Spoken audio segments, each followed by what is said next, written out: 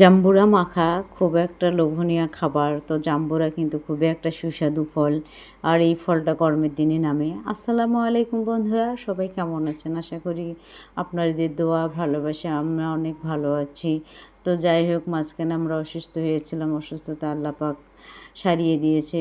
লাখো কোটি শুকরিয়া আল্লাহর দরবারে, এখন আমরা সুস্থ আছি। তো জাম্বুরা নিয়ে এসেছে আমার বাবার বাড়ি থেকে। আমার বাবার বাড়িতে জাম্বুরের গাছ আছে, অনেক অনেক জাম্বুরা ধরেছে, তো নিয়ে এসছে। তো সেদিন তো ভিডিওতে দেখাই দিচ্ছি যে জাম্বুরা নিয়ে আসলাম বাবার বাড়ি থেকে। তো ভাবলাম যে গরমের সময় একটু জাম্বুরা মাখা খাই, এই জন্য ফ্যানের নিচে মেঝের মধ্যে বসে জাম্বুরাটা খোসা ছাড়িয়ে নিচ্ছি। খুব সুন্দর করে দানাগুলো আলাদা করে নিলাম, কত সুন্দর হয়েছে দেখেন। জাম্বুরের কালারটাও কিন্তু অসাধারণ।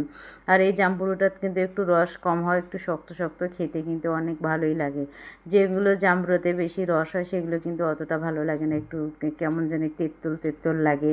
আর এই জাম্বুরাটা কিন্তু খুবই সুন্দর, একেবারে টস টস করে, খেতে কিন্তু খুব ভালো লাগে। তো আমার জাম্বুরা এখানে খোসা ছাড়ানো হয়ে গেছে। তো এখন আমি হাত দিয়ে মেখে নিব, এখন হাত দিয়ে মাখার পালা। আর একটা পিস আছে, এই পিসটাও আমি সুন্দর করে খোসা ছাড়িয়ে নিলাম।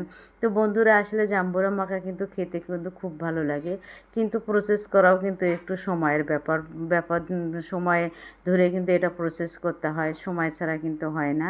তবে খুব মজা করে খাওয়া যায় যখন হাতে মাখানো হয়, খুব কিন্তু মজা হয়। এই তো কতগুলো জাম্বুরা, আমি পুরো জাম্বুরাটাই এখানে খোসা ছাড়িয়ে নিয়েছি।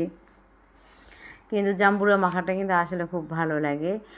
তো জাম্বুরা মাখার জন্য আমি যে উপকরণগুলো দিব অবশ্যই সেগুলো আমি আপনাদেরকে দেখাচ্ছি।